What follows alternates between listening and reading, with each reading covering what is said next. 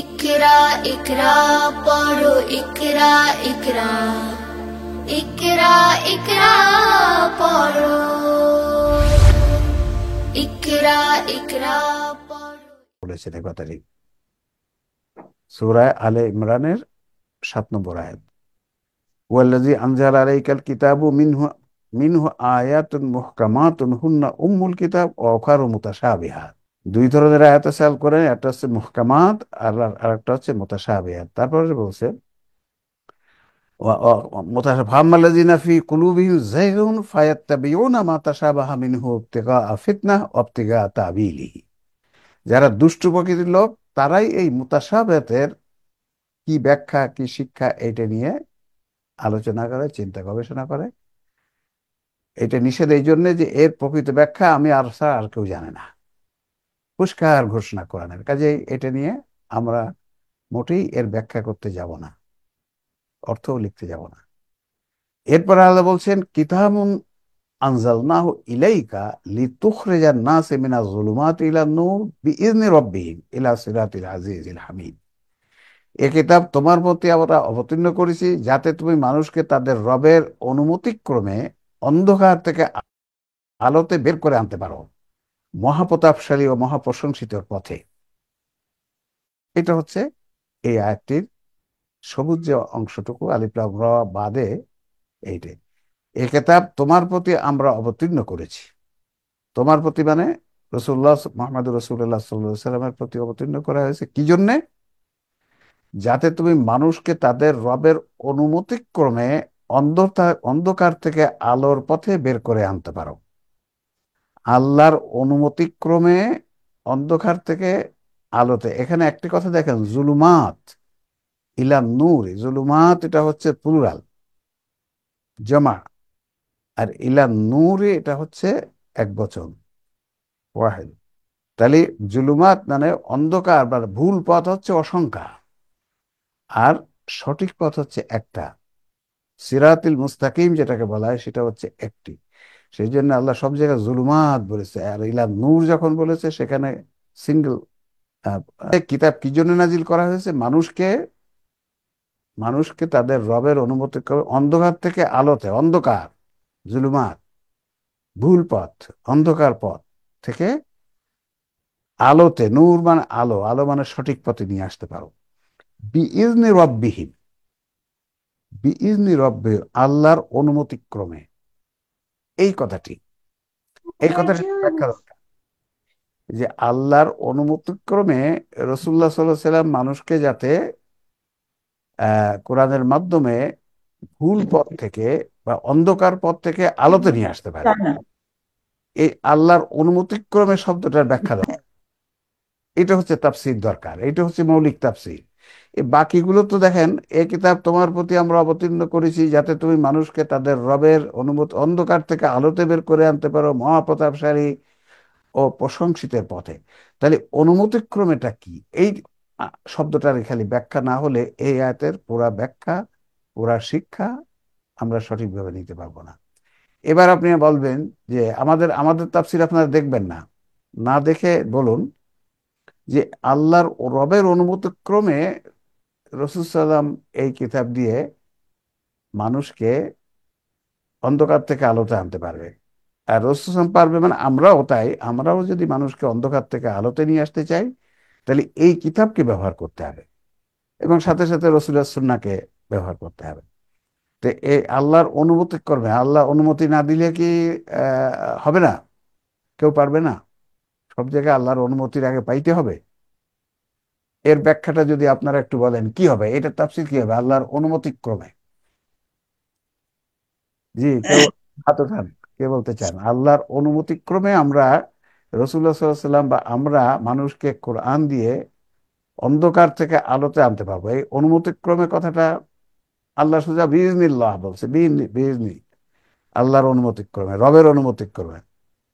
এই অনুমতি ক্রমে কথাটা কি হবে? মানে বুঝছেন স্যার, আমি একটু বলি তাহলে।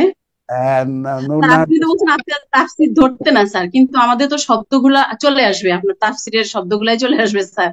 আচ্ছা আল্লাহর অনুমতি ক্রমে পরে মানে স্যার আল্লাহর অতাৎক্ষণিক অনুমতি ক্রমে।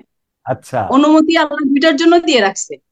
যেই আচ্ছা, প্রোগ্রাম অনুযায়ী চললে অন্ধকারে যাবে, আর আরেকটা প্রোগ্রাম অনুযায়ী চললে আলোতে যাবে।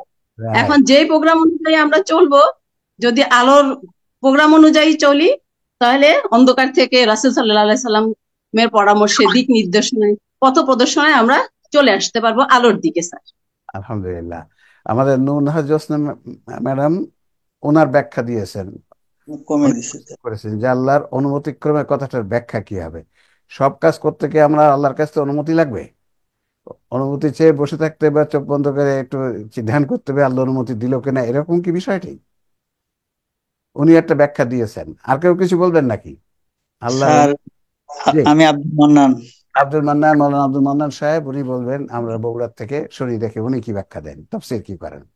স্যার, এখানে পুনর্মতিক্রমের এই কথার অর্থ হলো যে আল্লাহ অতাৎক্ষণিক ভাবে হুম, পূর্বে যে প্রোগ্রাম, নীতিমালা, কর্মসূচি তৈরি করে রেখেছেন, হুম, সেই তৈরি আল্লাহর অতাৎক্ষণিক পূর্ব পরিকল্পনা অনুযায়ী যদি কেউ তার রবের দিকে আহ্বান করে, তাহলে সেই ব্যক্তি সেই সঠিক পথে নির্দেশনা দিবে।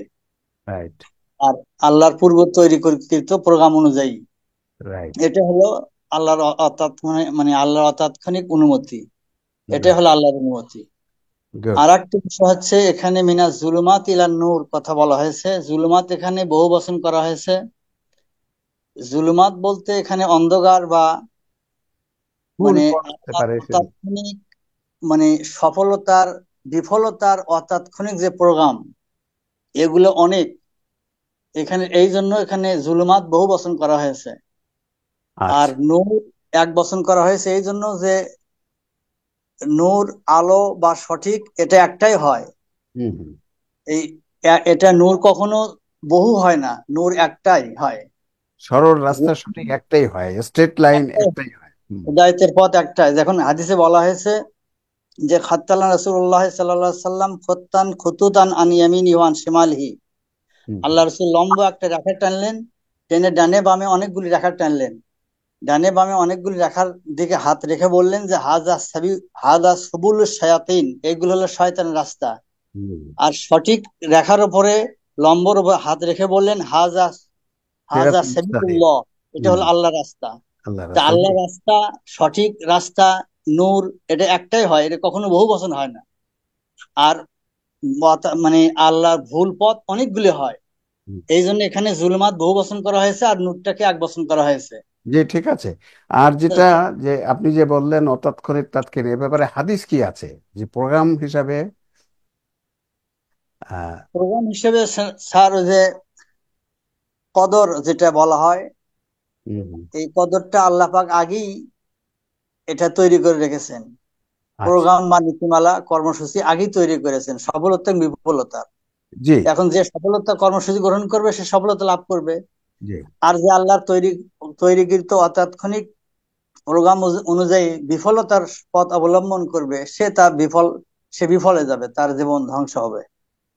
এটাই হলো আল্লাহর অতাৎক্ষণিক তাৎক্ষণিক অনুমতি। অনুমতি, এই অতাৎক্ষণিক অনুমতির কোনো এক্সাম্পল কি দিতে পারবেন?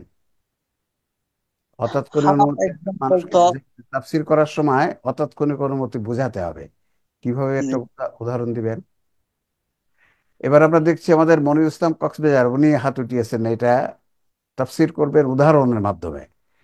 আল্লাহ বলছে, আল্লাহ কোরআনকে ব্যাখ্যা করেছেন উদাহরণ দিয়ে। কোরআনের সব থেকে ভালো ব্যাখ্যাকারী হচ্ছে আল্লাহ রাব্বুল আলামিন। কোরআন আসলে একটা তাফসীরের বই, কারণ এর একটি আয়াত আর একটা আয়াতের ব্যাখ্যা।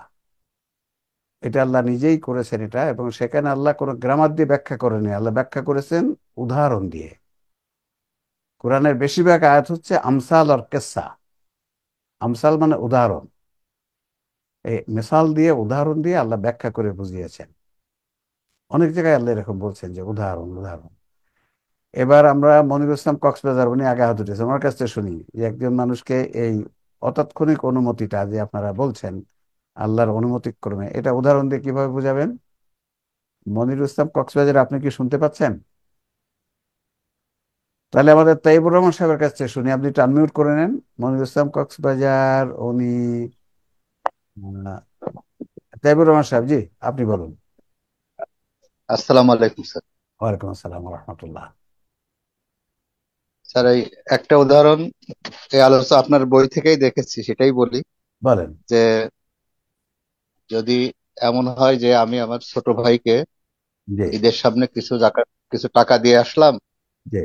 আর বললাম যে এই ক্রাইটেরিয়ার কোনো অভাবী লোক আসলে তুমি এই 1,000 করে করে প্রত্যেককে দিবে। আচ্ছা। তা হয়তো আমি থাকা অবস্থায় তাৎক্ষণিকভাবে এক দুইজনকে দিলাম, কিন্তু তাকে স্থায়ী একটা নির্দেশ দিয়ে রাখলাম।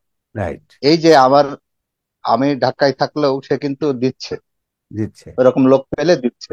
জি। আমাকে জানানোর বা এর প্রয়োজন নাই, আমার অনুমতি তো আগেই আছে। রাইট।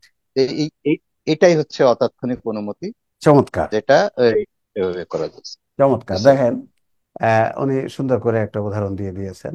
অনুমতি, এখানে অনুমতিটা বোঝা যায় যে উনি বাসায় বাড়িতে ওনার ছোট ভাইয়ের কাছে কিছু টাকা দিয়ে আসছেন। উনি থাকার সময় মানুষকে দিয়েছে আর জন্য চলে আসছে, বলছে এই এই প্রোগ্রাম, এই এই ক্রাইটেরিয়া, এই এই নীতিমালা, মানে প্রোগ্রাম, এই প্রোগ্রাম অনুযায়ী এই আমি বলে দিয়ে আসছে যে এই প্রোগ্রাম অনুযায়ী বা এই অনুযায়ী, প্রোগ্রাম অনুযায়ী যদি কোনো লোক আসে, এই এই অবস্থার কোনো লোক আসে, তাকে 1,000 টাকা দিয়ে দিবা। আপনি চলে আসছেন বাড়ি থেকে ঢাকায়, আপনার ছোট ভাই ওই নীতিমালা অনুযায়ী ধরেন গতকাল একজন লোককে 1,000 টাকা দিয়েছে। সে কি আপনার অনুমতি নিয়েছে? না, আপনার কাছে কিন্তু অনুমতি নেয়নি, ফোন করে বা অন্য কোনো ভাবে অনুমতি নেয়নি। আপনি যে নীতিমালা তাকে বলে আসছিলেন, প্রোগ্রাম বলে আসছিলেন, সেই প্রোগ্রাম অনুযায়ী সে ওই লোকটিকে টাকা দিয়েছে। তাহলে আপনার অনুমতি দিয়েছে কি? এটা অতাৎক্ষণিক অনুমতি, এটা আগে দিয়ে আসা। এক্সাক্ট এই অনুমতি কথাটা আল্লাহ অনেক জায়গায় লিখেছেন আল কোরআনে, বেশিরভাগ লিখেছেন ইচ্ছা। ইচ্ছা শব্দটি আসছে বেশিরভাগ স্থানে, আর অনুমতি শব্দটি আসছে মানে বেশ। কি তাৎক্ষণিক অনুমতি যেটা, জি। এটা কি এইভাবে হবে না? যদি বলা যায় যে দেখা গেল যে 10 জন বা 100 জন লিস্ট করেছে, তার মধ্যে অ্যাবসেন্ট হয়ে গেল, একজন আসলো না কোনো কারণে, কিন্তু হুম। ইমার্জেন্সি একজন লোক এসে দাঁড়িয়ে গেছে, সে লিস্টে নাই। এখন যাকে দিয়ে গেছে সে তো তাহলে ওই লোকটাকে দিয়ে দিতে পারে, মানে যেহেতু আসে নাই। তো এটা কি তাৎক্ষণিক ইচ্ছা হবে না তাহলে? না না, তাৎক্ষণিক ইচ্ছা মানে যে যে টাকাটা দিয়েছে তার ইচ্ছা, ওই লোকটার ইচ্ছা না। সে যে কাউকে দেখতে পারে, দিতে পারে, যদি ওই শর্তগুলো ফুলফিল করে, যে শর্তগুলো সে বলে আসছে, এই রকম হতে হবে, এই হতে হবে, এই হতে হবে, এই হতে, এরকম যদি হয় তো তাকে দেওয়া। তাৎক্ষণিক ইচ্ছার কি সেটা এক্সাম্পল হইতে তাৎক্ষণিক পারে? হচ্ছে আপনি ওইখান দেশে থাকতে একজন লোক আসছে, আপনি তাৎক্ষণিক ভাবে তাকে 1,000 টাকা দিলেন, এইটা তাৎক্ষণিক, আপনার তাৎক্ষণিক ইচ্ছা। আর অতাৎক্ষণিক মানে আপনি বলে আসছেন আপনার ভাইকে যে এই এই শর্ত যদি পূরণ করে কোনো লোক এসে চায়, তাকে তুমি দিয়ে দেবা। আচ্ছা আচ্ছা, জি। আপনি তো ওখানে নাই, এখন আপনি চলে আসছেন ঢাকাতে মনে করেন, কিন্তু আপনার ছোট ভাই থেকে আপনার ওই বলে দেওয়ার শর্ত বা নীতিমালা অনুযায়ী দিয়েছে। আপনি তো হুম। তাকে ওই সময় বলেন নাই যে এখন দাও, আপনি তো বলে আসছেন ধরেন 6 মাস আগে। এইটাই অতাৎক্ষণিক অনুমতি, এই অনুমতিটা তাকে দিয়ে আসে। তো এই অনুমতিটা আমাদের বুঝে নেওয়া দরকার। আল্লাহর অনুমতি ক্রমে, আল্লাহর মানে যা বলছে, আল্লাহর অনুমতি ক্রমে মানুষ মৃত্যুবরণ করে, আল্লাহর অনুমতি ক্রমে নবী রাসূলদের অনুসরণ করতে হবে, মানে আল্লাহর প্রোগ্রাম অনুযায়ী। সবকিছু আল্লাহ প্রোগ্রাম করে দিয়েছেন, বলে দিয়েছেন কোরআনের মাধ্যমে, সুন্নাহর মাধ্যমে আছে। সেই প্রোগ্রাম অনুযায়ী যে কাজই করা হবে, সেটা আল্লাহর অনুমতি হবে, সেটা আল্লাহর ইচ্ছাও হবে। তাহলে ইচ্ছা অনুমতি কথাটা আসছে, যেখানে অনুমতি দিলে ভালো বোঝা যায় সেখানে অনুমতি, স্যার, যেখানে এটা ইচ্ছা। কি তাহলে প্রতিনিধি যে কাজ করে, প্রতিনিধির মাধ্যমে ইয়েস, কাজ করা, ইয়েস, সেটাই তো? ইয়েস, প্রতিনিধির মাধ্যমে। আপনার যে নীতিমালা বলে দিয়েছেন, আপনার প্রতিনিধি সেই নীতিমালা অনুযায়ী কাজটি করেছে, করলেই সেটা আপনার অনুমতি হলো। জি, এটাই অতাৎক্ষণিক ইচ্ছা, জি। হ্যাঁ, এটাই অতাৎক্ষণিক অনুমতি, আর ইচ্ছাও সেই একই রকম। ওই যে আমার এরকমই, জি। এরকম। আর ইচ্ছার উদাহরণটা ভালো দেওয়া যায়, ওই যেটা আমাদের কামাল হোসেন বলছিল, যে কোন একটা ধরেন কম্পিউটার বা ল্যাপটপ, যে কোনো অফ অন বাটন, আপনি অন বাটনে অফ করতে চাচ্ছেন, কিন্তু অন করতে চাচ্ছেন, কিন্তু চাপ দিচ্ছেন, পুশ করছেন অফ বাটন, অন হচ্ছে না। হচ্ছে না কেন? কারণ হচ্ছে না, কার ইচ্ছা হচ্ছে না? আপনি তো চাচ্ছেন ল্যাপটপটা অন করতে, কিন্তু আপনি পুশ করছেন অফ বাটন। আপনি ইচ্ছা করছেন অন করব, কিন্তু আপনি চাপ দিচ্ছেন অফ বাটনে, হচ্ছে না। কার ইচ্ছা হচ্ছে না? আপনি তো ইচ্ছা করছেন হোক, অন হোক, সেই ইচ্ছাটা হচ্ছে ইঞ্জিনিয়ারের ইচ্ছা। ওই ইচ্ছার মিলন হচ্ছে না স্যার। হ্যাঁ, ওই ইচ্ছাটা কার? ইঞ্জিনিয়ার তৈরি করার সময় ওর প্রোগ্রামের মাধ্যমে তার ইচ্ছা দিয়ে রেখেছে। জি, আমার অফ ইচ্ছায় এই বাটন দিয়ে রাখছে। হ্যাঁ, অফ বাটনে চাপ দিলে অফ হবে, অন বাটনে চাপ দিলে অন হবে। এটা তার প্রোগ্রাম। ওই কম্পিউটারটা তৈরি করার সময় সে তার প্রোগ্রাম ইচ্ছাটা ওই প্রোগ্রামের মাধ্যমে দিয়ে রাখছে।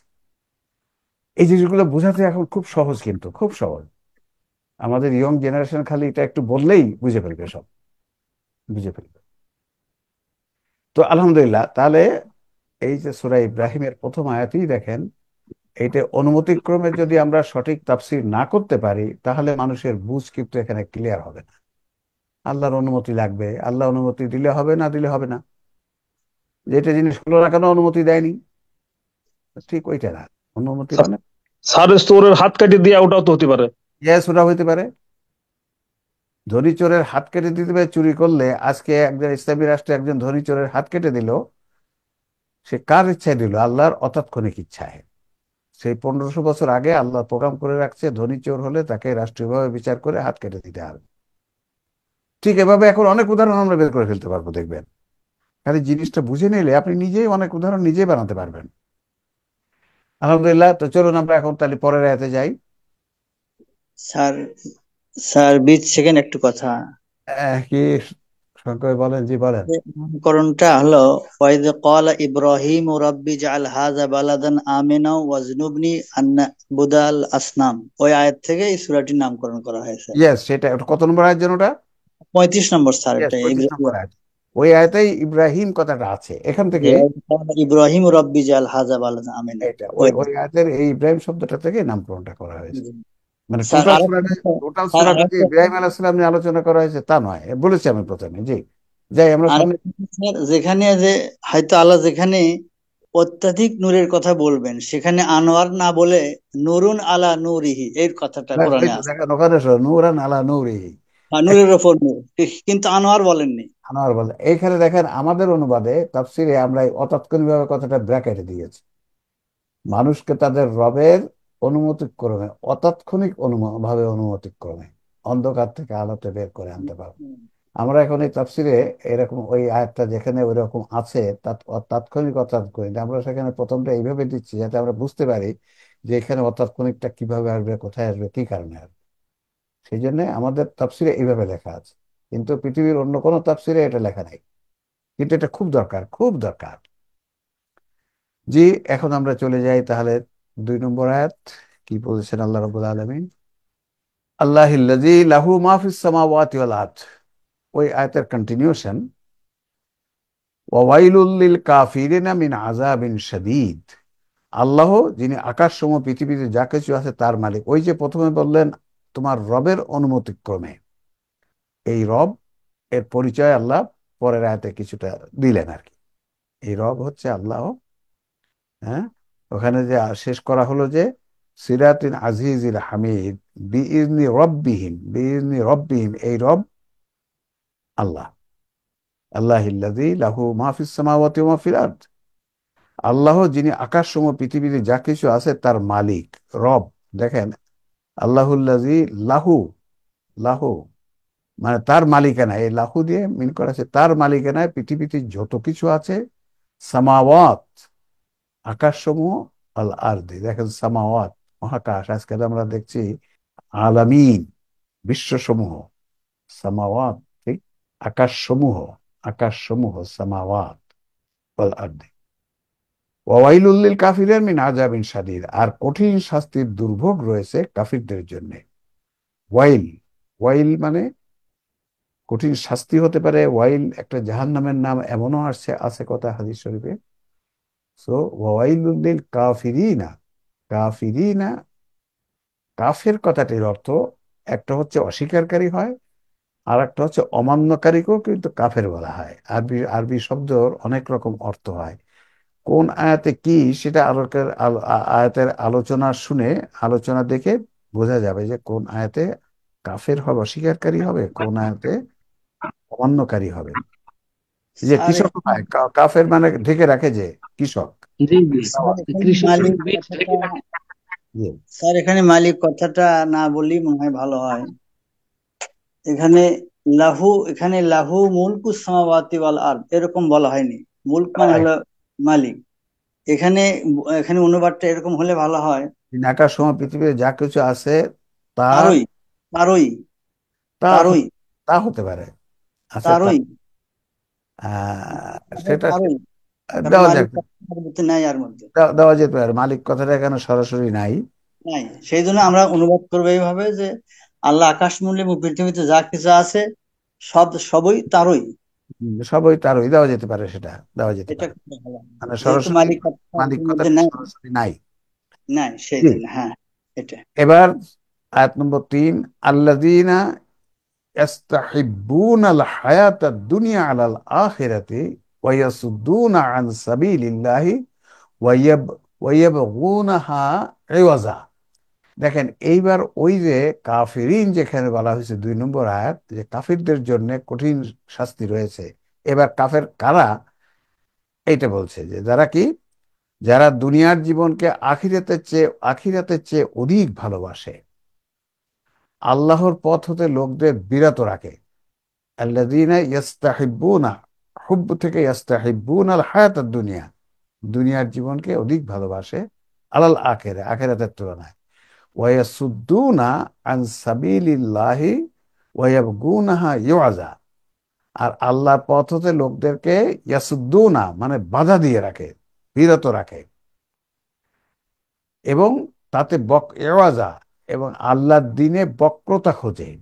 দিনের বিভিন্ন রকম, এটাতে এই জিনিসটা ঠিক হয়নি, এটা ভুল, এই দেখো তোমার কোরআনের এই জায়গায় ভুল, এই দিনের এই বিষয়টা ভুল, ইসলামের এই বিষয়টা ভুল, সত্য বিষয়কে তারা বক্রতা খোঁজে। তাহলে এরা নিশ্চয়ই কাফের ধরনের লোক। একজন মুমিন লোক আখিরাতের চেয়ে অধিক ভালোবাসবে দুনিয়াকে, আল্লাহর পথ থেকে মানুষকে বিরত রাখে এবং বক্রতা খোঁজে, এইটা ঠিক একজন মুমিন ব্যক্তির ক্রাইটেরিয়া হয় না। কাজে এখানে কাফেরদের কথাই বলা আছে। উলাইকা ফি দালালিন বাঈদ। বাঈদ মানে বহু দূরে, হ্যাঁ, বহু দূরে বাঈদ। সেখানে তারাই, এখানে তাহলে চরম, তারাই চরম বিভ্রান্তির মধ্যে রয়েছে। উলাইকা ফি দালালিন বাঈদ। যারা এরকম করে, আখিরাতের চেয়ে দুনিয়াকে ভালোবাসে, আল্লাহর পথ হতে লোকদের বিরত রাখে, এবং দ্বীনের মধ্যে, ইসলামের মধ্যে বক্রতা খুঁজে বেড়ায়, যে কোথায় কোথায় ভুল আছে, কোথায় কোথায় অনৈতিক অন্যায্য বিষয় আছে, এসব খুঁজে বেড়াতে থাকে। তারা বিভ্রান্তিতে, ভুলের মধ্যে, বহু চরম ভুলে আছে তারা। কারণ প্রকৃত ইসলাম, কোরআনের ইসলাম, প্রকৃত সুন্নাহের ইসলামের মধ্যে কোনো ভুল নাই, কোনো ভুল নাই। আমরা যদি তারপরের 4 নম্বর আয়াতে যাই, ওয়ামা আরসালনা মিন রাসূলিন ইল্লা বিলিসানি কওমিহি লিইউবাইয়িনা লাহুম। আল্লাহ বলছেন, আর আমরা প্রত্যেক রসুলকেই তার স্বজাতির ভাষাভাষী করে পাঠিয়েছি, যাতে সে তাদের জন্য পরিষ্কারভাবে বর্ণনা করতে পারে, অবতীর্ণ কিতাবকে পরিষ্কারভাবে বর্ণনা করতে পারে। তাহলে এই 4 নম্বর আয়াতের আল্লাহ প্রথম অংশে বলছে যে প্রত্যেক রসুলকেই তার স্বজাতির ভাষাভাষী করে পাঠিয়েছি। মানে স্বজাতির ভাষাভাষী, যে জাতির মধ্যে ওই রসুলটা আসছে, যে এলাকায় রসুল আসছে, সেই এলাকার যে ভাষা, সেই ভাষা দিয়ে রসুলকে পাঠিয়েছে। তাহলে দেখুন, আল্লাহ রাব্বুল আলামিন প্রত্যেক রসুলকে, যে এলাকায় যে রসুল পাঠানো হয়েছে, তার যে গোত্র, তার যে এলাকা, তার যে দেশ, সেই দেশের যে ভাষা, সেই ভাষা ভাষী করে পাঠিয়েছেন। আমাদের রাসূল সাল্লাল্লাহু আলাইহি ওয়াসাল্লামকে পাঠানো হয়েছে মক্কায়, আরব দেশে। কাজেই কিতাবকে আরবিতে আসছে, আরবিতে কিতাব আসছে, যে ওই দেশের উনার যেখানে উনি জন্মগ্রহণ করেছেন, প্রথম দাওয়াত তো ওনাকে ওখানেই দিতে হবে, ওখানেই দিতে হবে প্রথম দাওয়াত। কাজে ওই এলাকায় যদি ইংরেজি কোরআন হতো, আর উনি ইংরেজিতে কথা বলতেন, তা তো বুঝতে পারতো না, বাংলায় কথা বলতেন তো বুঝতে পারতো না এলাকার লোক। কাজেই প্রত্যেক রসুলকে কিতাব দিয়েছেন, যে কিতাবে তার এলাকার যে ভাষা, ওই ভাষায়, কারণ ওই ভাষায় তো তাদেরকে দাওয়াত দিতে হবে। সেই জন্য আল্লাহ এখানে বলছেন যাতে তিনি নিজের মাতৃভাষায় কথা বলছেন, যারা কথা শুনছে, দাওয়াত শুনছে, তারা মাতৃভাষায় শুনছে, সহজে বুঝতে পারে। যিনি বক্তব্য দিচ্ছেন তিনিও সহজে বলতে পারেন, আর যারা শুনছে তারাও সহজে বুঝতে পারে, ব্যাখ্যাটা বুঝতে পারে, অর্থটা বুঝতে পারে। সেই জন্য আল্লাহর নীতিমালা এটা, সেই নীতিমালাটা আল্লাহ বলে দিলেন যে প্রত্যেক রসুলকে তার স্বজাতির ভাষাভাষী করে পাঠিয়েছি, স্বজাতির ভাষাভাষী। স্যার এই আয়াতের একটা শিক্ষা আছে, হ্যাঁ, শিক্ষাটা বলেন আপনার মতে কি কি? যে আমাদের বাংলাদেশে মসজিদে খুতবা দেওয়া হয় তিনটি, হুম। বাংলাতে একটা খুতবা দেয় আর হ্যাঁ, আরবিতে দুইটা খুতবা দেয়, অথচ হ্যাঁ, রসুল করিম দুইটা খুতবাই দিয়েছেন। রাইট। এক নম্বর ভুল।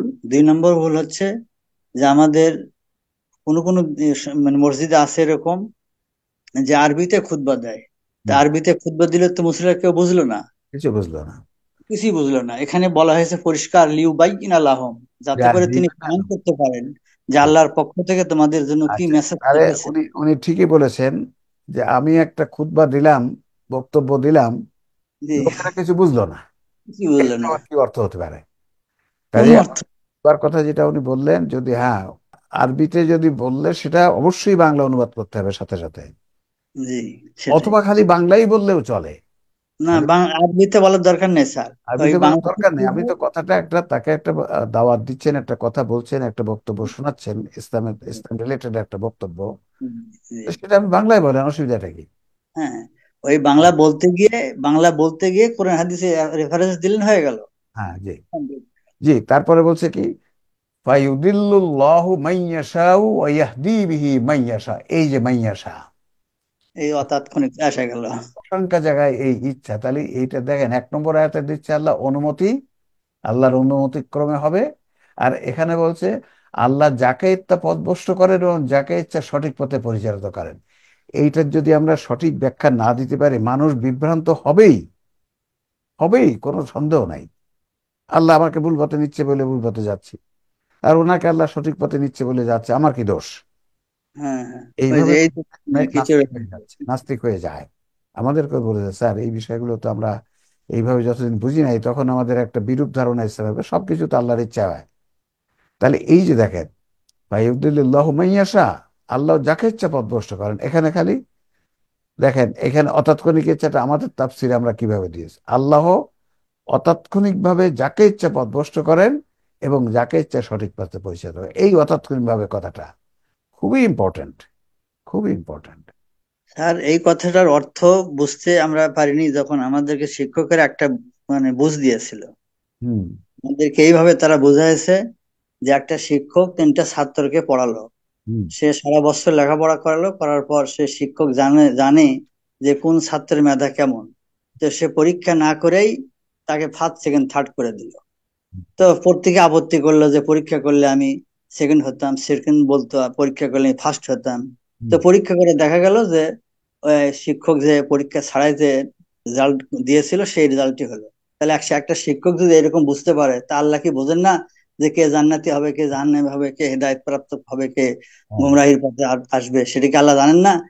সেইভাবে আল্লাহ এটা এই কিন্তু ব্যাখ্যাটা এখানে তো জানেন কথা তো এই শব্দে নাই, এখানে আছে ইজিন অথবা এশা, শাহ।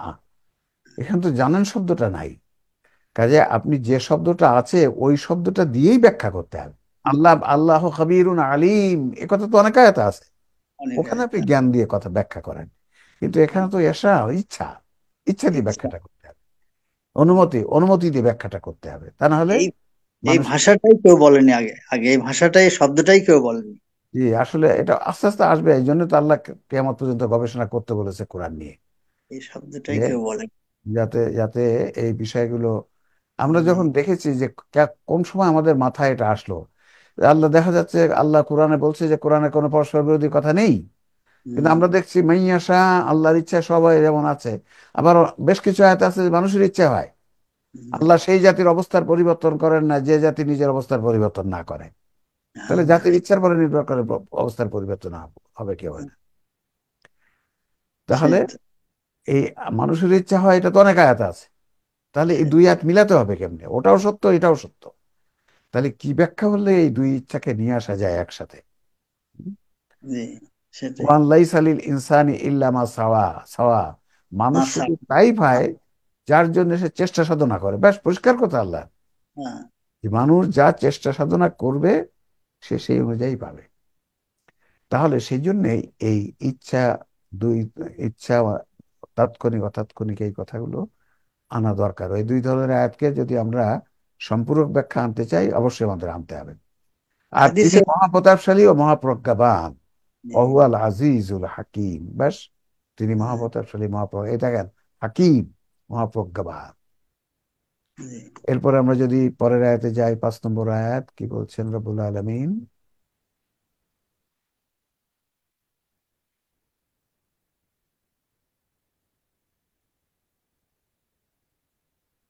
আল্লাহ বলছেন, ওয়ালাকাদ আরসালনা মূসা বিআয়াতিনা আন আখরিজ কওমাকা মিনাজ যুলুমাতি ইলান নূর। আবার সেই যুলুমাতি ইলান নূর। আর আমরা মূসাকে প্রেরণ করেছিলাম আমাদের স্পষ্টভাবে প্রমাণিত আয়াতসমূহ সহকারে, যেন সে তার সম্প্রদায়কে অন্ধকার থেকে আলোতে বের করে আনতে পারে। আরসালনা মূসা বিআয়াতিনা আইন আন আখরিজ কওমিকা মিনাজ যুলুমাতি ইলান নূর। এই আয়াত আয়াতিনা, আয়াতের একটা অর্থ হচ্ছে স্পষ্টভাবে প্রমাণিত আয়াত। সেটা যে আয়াত আল্লাহর নিদর্শন বা স্পষ্টভাবে প্রমাণিত আহ, বক্তব্য দিয়ে পাঠিয়েছিলাম, আয়াত দিয়ে পাঠিয়েছিলাম, কিতাবের আয়াত দিয়ে পাঠিয়েছিলাম, যেন সে তার সম্প্রদায়কে অন্ধকার থেকে আলোতে বের করে আনতে পারে। ওয়াজাক্কির ওয়াজাক্কির হুম বি আয়া বিআইয়ামিল আয়ামিল্লাহ। আর যেন সে তাদেরকে আল্লাহর দিনগুলোর মাধ্যমে উপদেশ দিতে পারে। আল্লাহর দিনগুলো, আইয়াম, ইয়াম থেকে আইয়াম, আইয়ামে ইয়মুন থেকে আইয়াম প্লুরাল, দিনের প্লুরাল। আর সে যেন তাদেরকে আল্লাহর দিনগুলোর মাধ্যমে উপদেশ দিতে পারে। হ্যাঁ, তাহলে আল্লাহর দিন, কয়েকদিন মিলে সপ্তাহ হয়, তারপরে মাস হয়, সেই নিশ্চিত। ইন্না ফি যালিকা লাআয়াতিল লিকুল্লি সাব্বারিন শাকুর। নিশ্চয়ই, এতে অবশ্যই, দেখেন আল্লাহ এখানে অনেক আয়াতের ইন্না, এই নুনে তাকিদ, যে এখানে নিশ্চয়ই, ফি যালিকা লাআয়াত, না লামে তাকিদ। তাহলে একটা আয়াতে দুইবার আল্লাহ নিশ্চয়তা দিয়েছে। নিশ্চয়ই, এতে অবশ্যই, এটা হচ্ছে নিশ্চয়ই।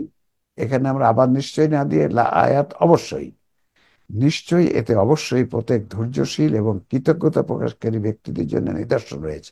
তাহলে এখানে দুটি গুণের কথা বলছে। কাদের জন্য নিদর্শন রয়েছে? আয়াত রয়েছে, নিদর্শন রয়েছে, শিক্ষণীয় বিষয় রয়েছে।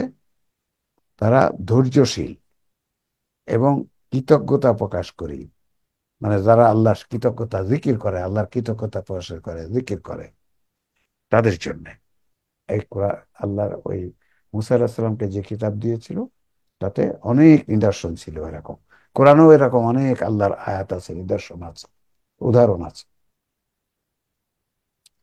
এরপর আমরা যদি আয়াত নম্বর 6 যাই,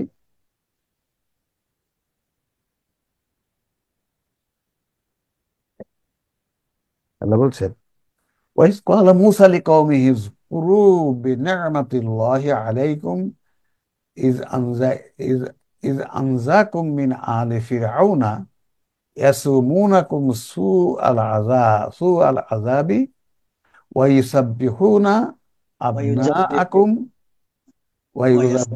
ويذبحون أبناءكم ويستحيون نساءكم وفي ذلكم বালাউ মির রব্বিকুম আযীম। তাহলে প্রথম অংশের কি অর্থ? আর যখন মুসা তার সম্প্রদায়কে বলেছিল, তোমাদের উপর আল্লাহর অনুগ্রহকে স্মরণ করো, যখন তিনি তোমাদেরকে ফিরআউনের সম্প্রদায়ের কবল থেকে রক্ষা করেছিলেন, যারা তোমাদেরকে নিকৃষ্ট শাস্তি দিত, তোমাদের পুত্রদেরকে জবাই করত এবং কন্যাদেরকে জীবিত রাখতো। তাহলে এই আয়াত থেকে আমরা এটা বুঝতে পারছি যে ফিরআউন, মুসার সময় ইয়েরা ছিল, যারা ক্ষমতাধর ছিল, ফিরআউন আল্লাহর অনুগ্রহ, আল্লাহ বলছে তাদের, মুসা আলাহিসাল্লামের সাল্লামের কওমকে বলছে, তা আল্লাহর অনুগ্রহকে স্মরণ করো, যিনি তোমাদের ফিরআউনের সম্প্রদায় থেকে রক্ষা করেছিলেন। ওই ফিরআউনের সম্প্রদায় তাদেরকে নিকৃষ্ট শাস্তি দিত, কি তাদের পুত্র সন্তান হলে জবাই করে রাখতো, জবাই করে মেরে ফেলতো, কন্যা সন্তান হলে জীবিত রাখতো। কারণ তাকে জানানো হয়েছিল যে শীঘ্রই একজন মুসা আলাহিসাল্লাম সাল্লাম জন্মগ্রহণ করবে এই এই বংশে, ছেলে। তখন সে ওই অর্ডার দিল যে না, তাহলে ওই ওই গোত্রে কোনো ছেলে রাখা যাবে না। সেই জন্য সব ছেলেকে, সন্তানকে সে হত্যা করার নির্দেশ দিয়েছিল, আর কন্যাদেরকে জীবিত করে রেখেছিল, মারতো না, তাদেরকে হায়াতে রাখতো। এই কথাটাই আল্লাহ বলছেন যে তোমরা স্মরণ করো, মুসা আলাহিসাল্লাম তার সম্প্রদায়কে বলল যে ফিরআউন যখন ওই ফিরআউনের কবল থেকে আল্লাহ তোমাদেরকে রক্ষা করেছিল, আমরা সেটা জানি। আহ, যে ওই ফিরআউন কি করতো, মুসা আলাহিসাল্লাম সম্প্রদায়ের পুত্র সন্তান হলেই তাকে মেরে ফেলতো, কন্যা সন্তান হলে তাকে মারতো না।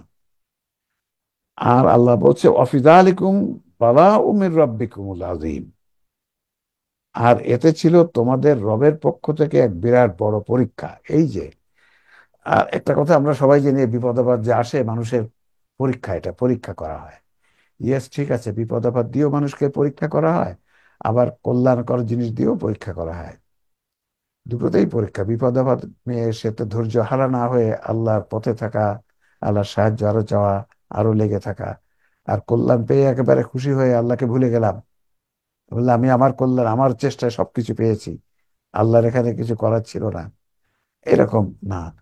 তাহলে প্রত্যেকটা জিনিসে আল্লাহর পরীক্ষা থাকে, মানুষকে আল্লাহ বিচার করতে চায় সে বিপদ আপদেও কি সে সঠিক পথে থাকে কিনা, আবার কল্যাণ পেয়েও সঠিক পথে থাকে কিনা।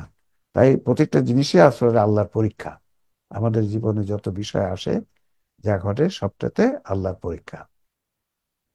ওভাবে আমরা কথাটা বলতে পারি যে এটাও আর আল্লাহ। যে আর এক আয়াতে বলা আছে যে তোমাদের উপর যে আযাব গজব বালা মুসিবত আসে তা তোমাদের কর্মের ফল। ইয়েস, আবার কর্ম। এখানে হ্যাঁ, আবার এখানে বলতে যে পরীক্ষা করা হয়, তাহলে এটা এই দুটার। না ঠিক আছে, ওটা কর্মের ফল, তো ওই কর্মের মাধ্যমেই তো আসলে যে আযাবটা আসছে সেটাও দেখেন কর্ম।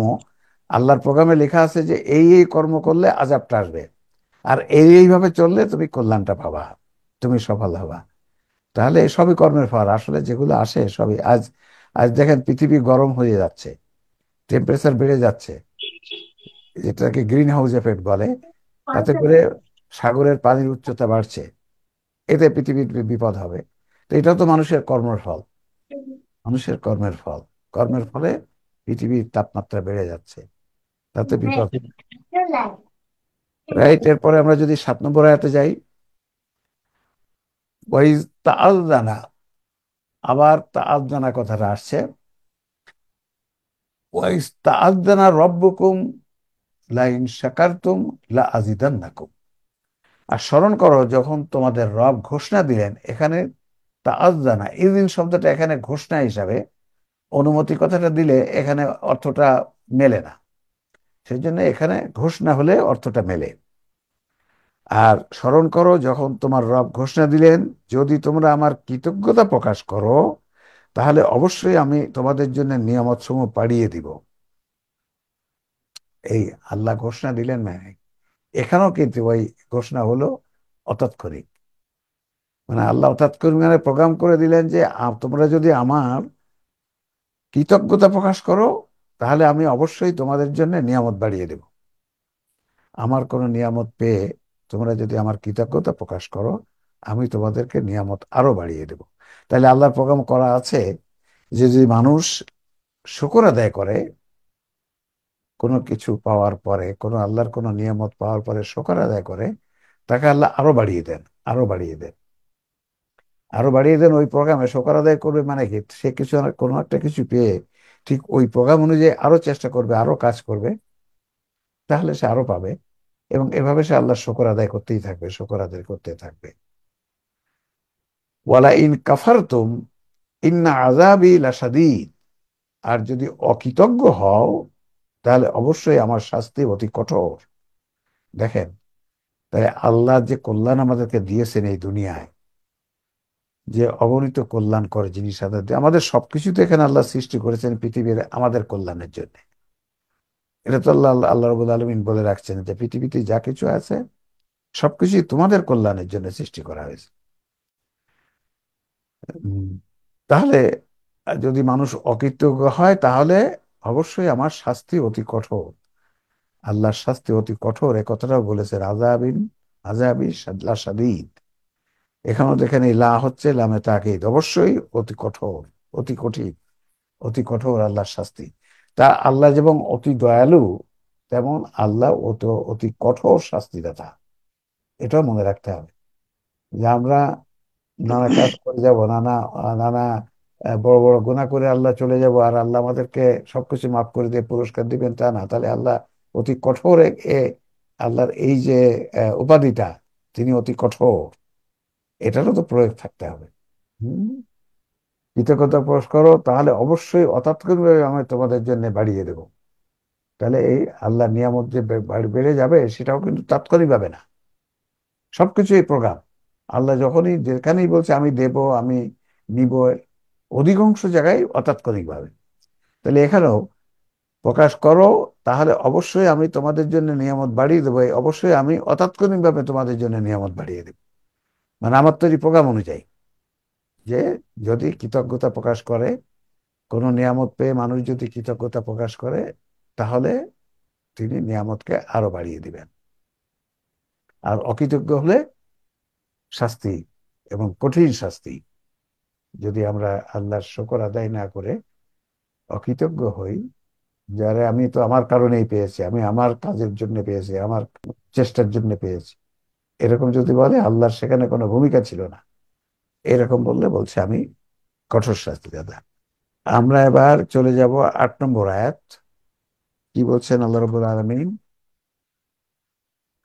ওয়াকালা মূসা ইন তাকফুরু আনতুম ওয়া মান ফিল আরদি জামিআন ফাইন্নাল্লাহা লাগানিয়্যুন হামিদ। একথা আল্লাহ আরো অন্য জায়গায় বলেছে। আর মূসা বলেছিল, তোমরা এবং পৃথিবীর সকলেই যদি অকৃতজ্ঞ হও, তবুও আল্লাহ নিঃসন্দেহে ঐশ্বর্যময় ও প্রশংসিত। মানে আল্লাহ বলছে তোমরা কেউই যদি আমার কৃতজ্ঞতা প্রকাশ না করো, অকৃতজ্ঞ হয়, তা আমার কিছু তাতে ক্ষতি নাই, এটাতে তোমাদের লাভ ক্ষতি। তোমরা যদি কৃতজ্ঞ হও, শুকর আদায় করো, তাহলে তোমাদের তাতে কল্যাণ হবে, তোমরা আরো পাবা, আরো আমি দিব, আরো তোমরা পাবা। দিব মানে অতাৎক্ষণিকভাবে দিব। আর তাই, আর তোমরা যদি আহ, সবাই কুফরি করো, আমার কোনো ক্ষতি নাই, সবাই শুকর আদায় করো, আমার কোনো লাভ নাই। আমার তো অন্য কোনো ব্যক্তি, আল্লাহর তো নিজস্ব অন্য কোনো চাওয়া পাওয়া নাই। এই যে আমাদের আল্লাহ করতে বলেছেন আমাদের কল্যাণের জন্য, আমাদেরকে সেজন্য তার জন্য কল্যাণ হবে, না করলে ক্ষতি হবে। তাই আল্লাহ বলছে তোমরা সকলেই অকৃতজ্ঞ হলে এতে আমার কোনো ক্ষতি নাই, আর সকলেই যদি কৃতজ্ঞতা প্রকাশ করো তাতে আমার কোনো লাভ নাই, এটা তোমাদেরই সব লাভ, লাভ তোমাদেরই। এরপর 9 নম্বর আয়াত। আলাম ইয়াতিকুম নাবাউল্লাযীনা মিন ক্বাবলিকুম কওমি নূহিন ওয়া আদিন ওয়া সামূদা ওয়াল্লাযীনা মিন বা'দিহিম লা ইয়ালামুহুম ইল্লাল্লাহ। আল্লাহ বলছেন, তোমাদের কাছে কি তোমাদের পূর্ববর্তী নূহ, আদ ও সামুদ এবং তাদের পরবর্তী সম্প্রদায়ের সংবাদ আসেনি? আল্লাহ এখানে প্রশ্ন করছেন, তোমাদের কাছে তোমাদের পূর্ববর্তী নূহ আলাইহিসসালাম, আদ আলাইহিসসালাম, সামুদ এবং তাদের পরবর্তী সম্প্রদায়ের সংবাদ আসেনি? তোমরা কি ওদের সংবাদ জানো না? তাদের সময় কি ঘটেছিল? আদের কি ঘটেছিল, সামুদ জাতির কি ঘটেছিল, নূহ আলাইহিস সালামের কি ঘটেছিল, তার কওমের ওই সময়? তাদের সম্পর্কে আল্লাহ ছাড়া অন্য কেউ জানে না, মানে ওই অনেক আগের ঘটনা, সঠিক ঘটনা আল্লাহই জানেন সেটা।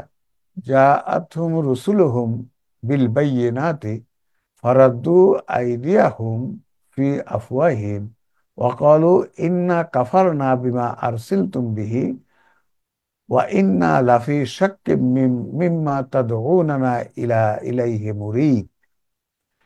তাদের কাছে স্পষ্ট আয়াতসমূহ, তাদের রসুলগণ স্পষ্ট আয়াত সহ তাদের রসুলগুলো এসেছিলেন।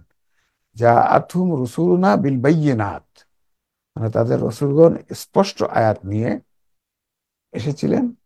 তারা তাদের হাত তাদের মুখে রাখতো এবং বলতো, যা কিছু না তোমরা প্রেরিত হয়েছো তা আমরা অবশ্যই অস্বীকার করি। রসুলের দাওয়াত তারা অস্বীকার করেছিল। সেই ওই ওই যুগে আদ, সামুদ, কওমি নূহ, এই সময়ের লোকেরা যে রসুলগঞ্জ যে দাওয়াত দিয়েছেন সেগুলো তারা তা আমরা অস্বীকার করি, এবং তোমরা যে বিষয়ের দিকে আমাদের ডাকছো সে বিষয়ে আমরা নিশ্চিত বিভ্রান্তিকর সন্দেহ রয়েছে। তোমরা যে দ্বীনের দিকে ডাকছো ওটাও দ্বীন ইসলাম ছিল, প্রত্যেক নবীর দ্বীন ছিল ইসলাম। শরীয়তের কিছু ভিন্নতা ছিল, মূল দ্বীন তৌহিদ, রিসালাত, আখিরাত একই ছিল।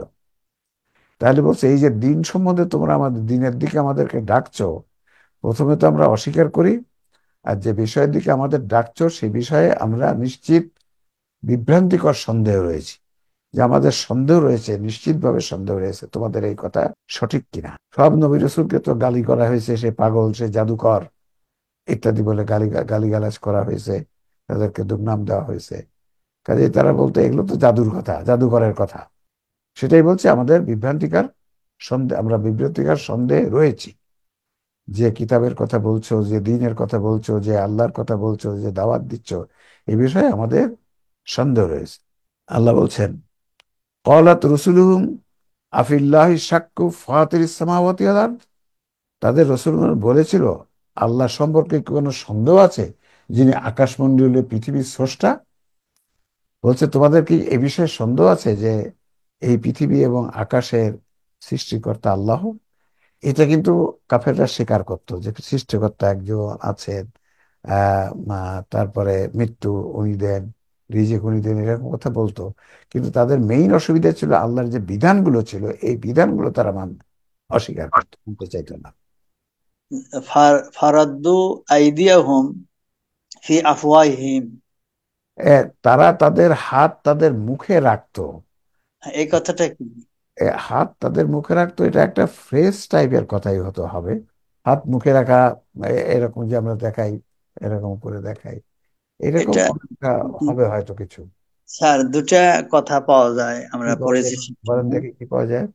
হলো যে নবীগণ যখন সুস্পষ্ট নিদর্শন নিয়ে তাদের সামনে আগমন দাওয়াত দিলেন, হুম।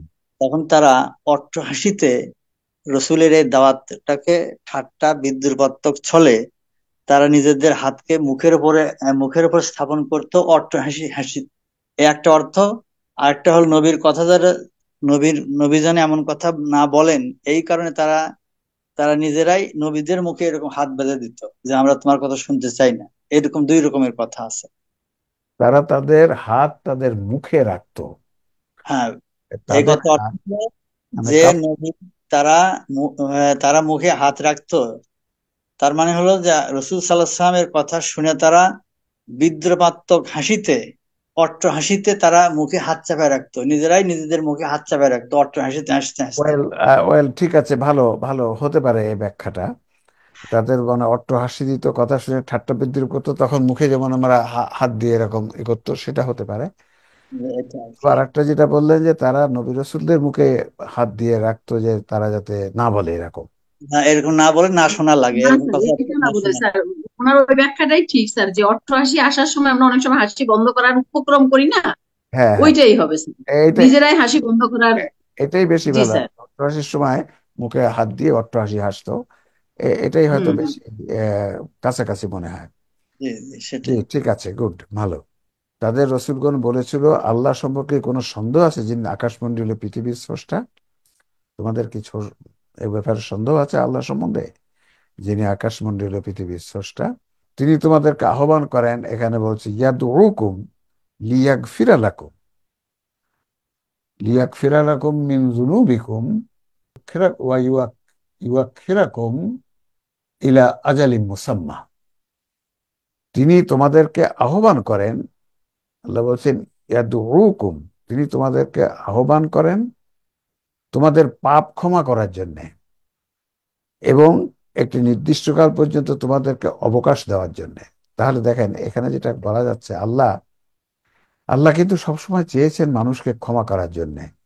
কারণ আল্লাহ বলেছেন যে আমি মানুষকে দুর্বল করে সৃষ্টি করেছি। ইউরিদুল্লাহু আন ইউখাফফিফা আনকুম ওয়া খুলিকাল ইনসানা যায়ীফা, সূরা নিসায় আল্লাহ যেটা বলেছেন, যে মানুষকে তিনি ক্ষমা করতে চান, কারণ তিনি মানুষকে দুর্বল করে সৃষ্টি করেছেন। এখানে সে কথাটা এইভাবে বলছেন, তিনি তোমাদেরকে আহ্বান করেন তোমাদের পাপ ক্ষমা করার জন্য। কারণ মানুষ দুর্বল, তারা তো নানা রকম ভুল ভ্রান্তি করবে। এরপরে আবার শয়তানকে লাগায় রাখছে, সে ধোঁকাবাজি করে তাদেরকে ভিন্ন ভুল পথে নিয়ে যায়। কিন্তু আল্লাহ সবসময় এটা ক্ষমা করার জন্যই ব্যবস্থা রেখেছেন, এবং তার সর্বোত্তম ব্যবস্থা আছে যে তওবা। আল্লাহ বলছে তুমি তওবা করে ফিরে আসো আমার দিকে, আমি তোমার সব গুনাহ মাফ করে দিব, হক ফাঁকিদার গুনাহ বাদে, মানুষের হক। এবং একটি নির্দিষ্ট কাল পর্যন্ত তোমাদেরকে অবকাশ দেওয়ার জন্য। তাহলে আল্লাহ যে অবকাশ দেয়, যে আমরা অনেক সময় বলি দেখছো দুষ্ট লোকরা শাস্তি পায় না, আল্লাহ কত অবকাশ দেয়, আল্লাহর হাত অনেক লম্বা। এই যে এই কথাটা, নির্দিষ্ট কাল পর্যন্ত তোমাদের অবকাশ দেয় আল্লাহ। শাস্তি ঠিকই আসবে, কিন্তু সেই অবকাশ থাকে, আল্লাহ সুযোগ দেন। আল্লাহ সুযোগ দেন মানুষকে যে তারা যেন ফিরে আসে, তারা ফিরে আসলে আল্লাহ খুশি হন। ফিরে আসলে আল্লাহ তাদেরকে ক্ষমা করে দেন, এবং নির্দিষ্ট কাল জন্য আল্লাহ এইভাবে ছাড় দেন।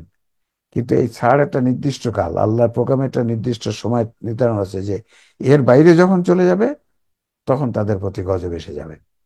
স্যার, এই সম্বন্ধে সুন্দর একটা আয়াত আছে, এই একই মাপের সুন্দর হ্যাঁ। একটা আয়াত। হুম। ওয়ালা তাহসাবান্নাল্লাযীনা কাফারু ইন্নামা নুমলি লাহুম লিয়াজদাদু খায়রান লিআনফুসিহিম জি, ইন্নামা নুমলি লাহুম লিয়াজদাদু ইসমান ওয়া লাহুম আযাবুম মুহিন। রাইট। কাফেররা যেন কখনোই এ ধারণা পোষণ না করে যে আমি তাদেরকে যে ছাড় দিয়েছি এটা যেন নিজেদের জন্য কল্যাণকর মনে না করে। আর এই দিয়েছি ছাড়টা এই জন্য, কল্যাণকর নয়, ছাড় সময় দেওয়া যে তারা ফিরে আসুক, ফিরে আসুক। আমি তাদেরকে ছাড় দিয়েছি এই জন্য যে যাতে করে তারা নিজেদের গুনাহের বোঝা ভারী করে নেয়, আর পরিশেষে তাদের জন্য রয়েছে অপমান করা শাস্তি। রাইট, মানে সেটাও একটা ছাড় দিতে দিতে, যে যারা ফিরে না আসবে তাদের তো গুনার বাজে ভারী হতেই থাকবে, ভারী হতেই থাকবে, এবং একদিন চরম শাস্তি পেতে হবে। তারা বলতো কলু ইন আনতুম ইল্লা বাশারুম মিসলুনা তুরিদুনা আন তাসুদ্দুনা আম্মা কানা ইয়াবুদু আবাউনা। তারা বলতো তোমরা আমাদের মতোই মানুষ। কলু ইন্না আনতুম ইল্লা বাশারুম মিসলুনা, তোমরা যারা ইসলামের কথা বলছো, নবী রাসূলের কথা বলছো, তোমরা আমাদের মতোই মানুষ, তোমরা আমাদের এখানে একটা কথা আমি এটা যোগ করতে চাই স্যার, যে আমাদের এই গবেষণা সিরিজের বা গবেষণা থেকে যেটা আমরা বলে থাকি সাধারণত, যেটা তাৎক্ষণিক ইচ্ছা অতাৎক্ষণিক ইচ্ছার এই প্রসঙ্গে একটু সহজ করার জন্য, যে যে আল্লাহর দান দুই প্রকার। আল্লাহ রাগ করে দেয়, আবার দয়া করে দেয়।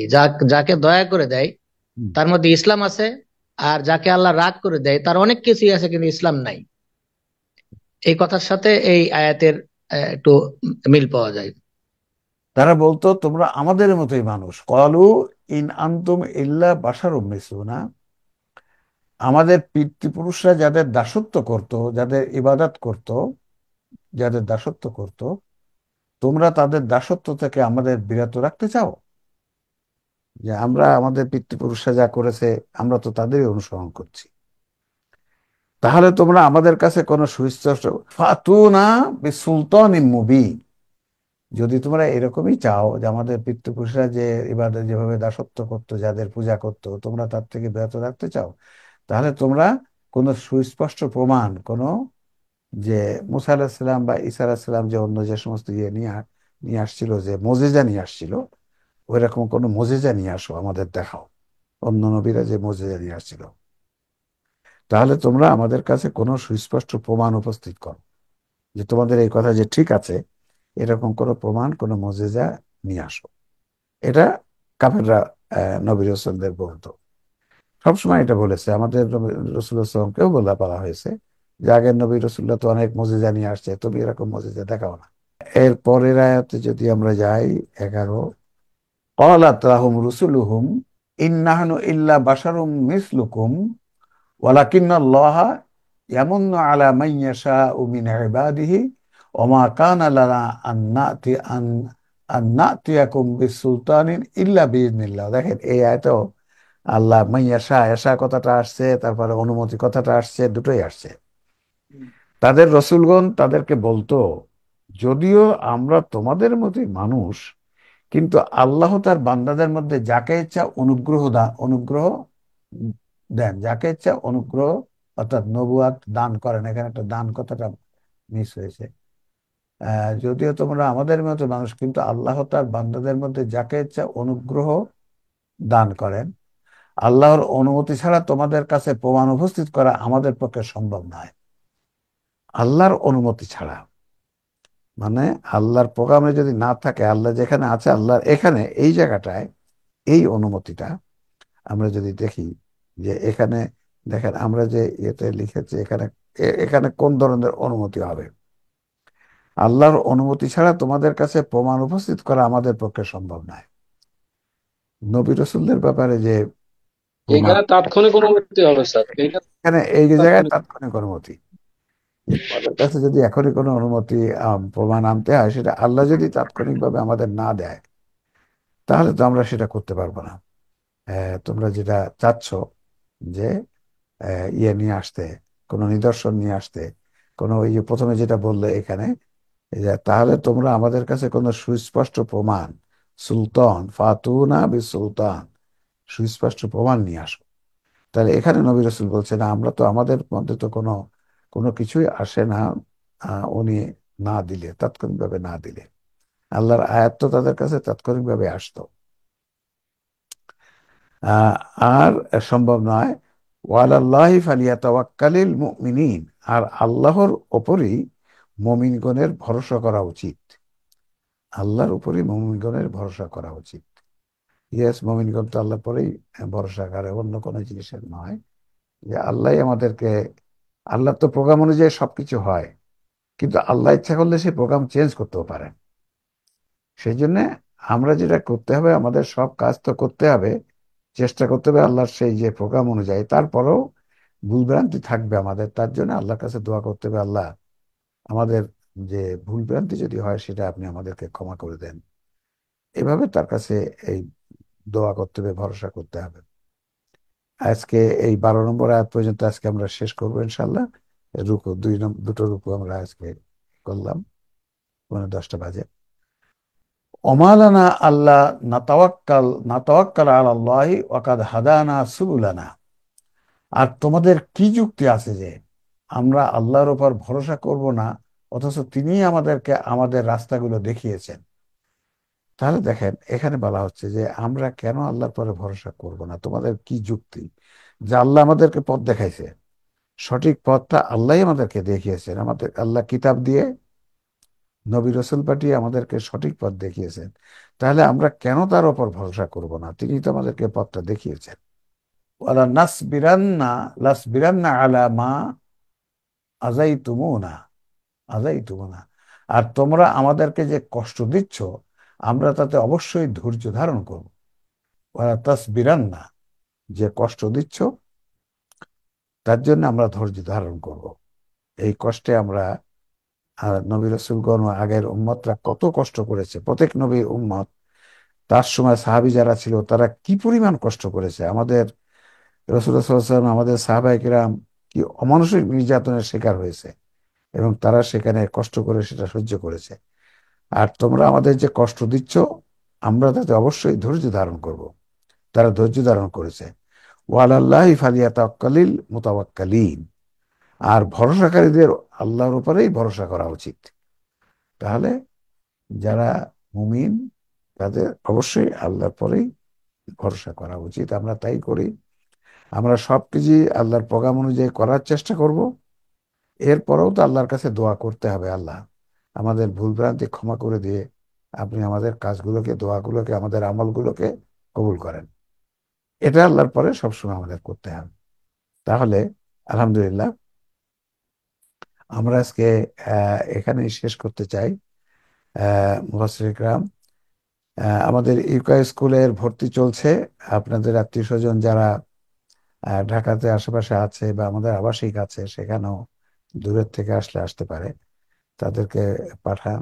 আলহামদুলিল্লাহ, এবার ছেলেরা ভর্তি হচ্ছে, নতুন স্টুডেন্টরা ভর্তি হয়েছে, এবং বেশ ভালো ভালো অন্য স্কুল থেকে অনেক ছেলেরা আসছে এখানে, এবং অনেক ভালো মেধাবী ছেলেরা অন্য জায়গা থেকে আসছে।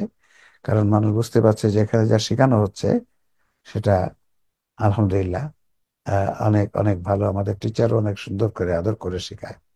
আর আমরা ইসলামের যে জ্ঞান তাদেরকে দিচ্ছি, এটা তো অন্য কোথাও পাবে না। তো আলহামদুলিল্লাহ, আমরা আজকে এখানেই শেষ করতে চাই। আমরা যারা আজ এতক্ষণ ধরে, 10টা বাজে এখন, 8:30 থেকে আমরা এটা বোঝার চেষ্টা করছি, কোরআনকে বোঝার চেষ্টা করছি, নিজে বোঝার চেষ্টা করছি, অপরের কাছ থেকে বোঝারও চেষ্টা করছি। আল্লাহ আমাদের এই প্রচেষ্টাকে কবুল করুন। এ কথা বলে আমরা আজকে এখানে শেষ করছি। আপনাদের সবাইকে অন্তর থেকে দোয়া করে, আপনাদের সবার কাছ থেকে দোয়া চেয়ে এখানেই শেষ করছি। ওয়া আখির দাওয়ানা আলহামদুলিল্লাহি রাব্বিল আলামিন। আসসালামু আলাইকুম ওয়া রাহমাতুল্লাহ।